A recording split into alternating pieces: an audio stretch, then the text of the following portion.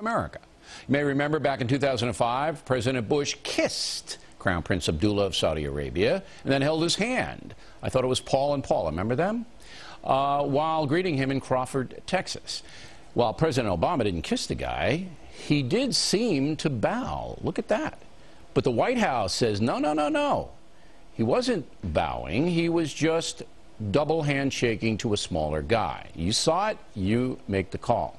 A lot of Americans very angry about this. Joining us now to discuss it is, from Denver, Asma Hassan, author of the book Red, White, and Muslim, My Story of Belief. And from Virginia Beach, Brigitte Gabriel, author of the book They Must Be Stopped, Why We Must Defeat Radical Islam and How We Can Do It. All right, Ms. Gabriel, we're going to begin with you. Thank you. I'm not going to quibble over the bow. I wasn't there. The White House says it wasn't a bow. But what is clear to everyone is that President Obama was soft, almost subservient to the Muslim world. He wants them to like us. Will that strategy work, madam? No, that strategy will not work. And he did bow to the Muslim king while he did not do it to the British Queen of England. And by bowing, he showed the world that I am subservient. I do bow down to you as a Muslim king, something no other president has done with Saudi Arabia. The Saudi king is his peer. He is not his subordinate in order to bow for him. And this is exactly what Obama did. Usually it is out of respect that someone would nod his head when bowing to royalty, and the ladies will give curtsy. But Obama went beyond what is required as a head of state and bowed to the Saudi king, and that's unacceptable. It sent the wrong symbol. When you say it sends the wrong signal, what signal do you think it sends?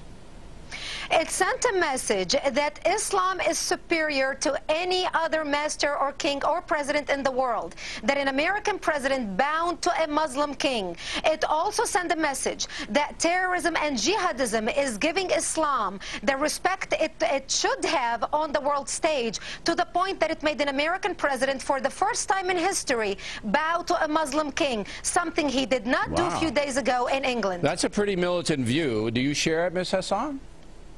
Well, I don't think it was that extreme of a case. I myself was more irritated.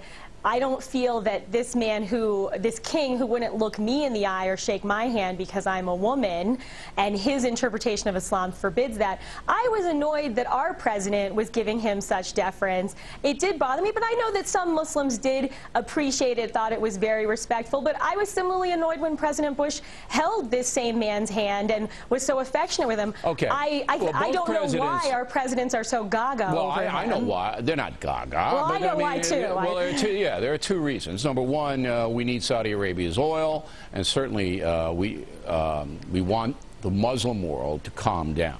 All right, we want them not to hate us. So those are the two reasons. Now, and Ms. that's Hassan, a worthy goal. All right, but the question is, by President Obama's conciliatory attitude, is that going to accomplish what the United States wants, which is a de-intensifying of the hatred, in your opinion?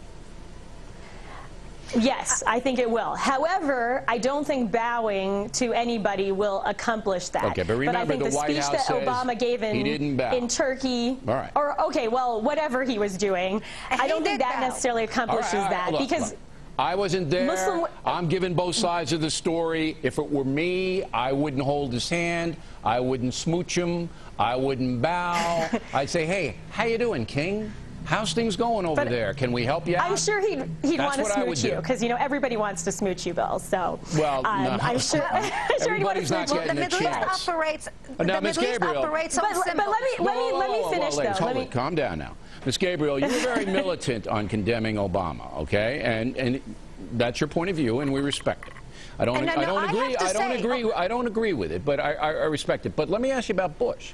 President Bush was a hard guy toward the Islamic world.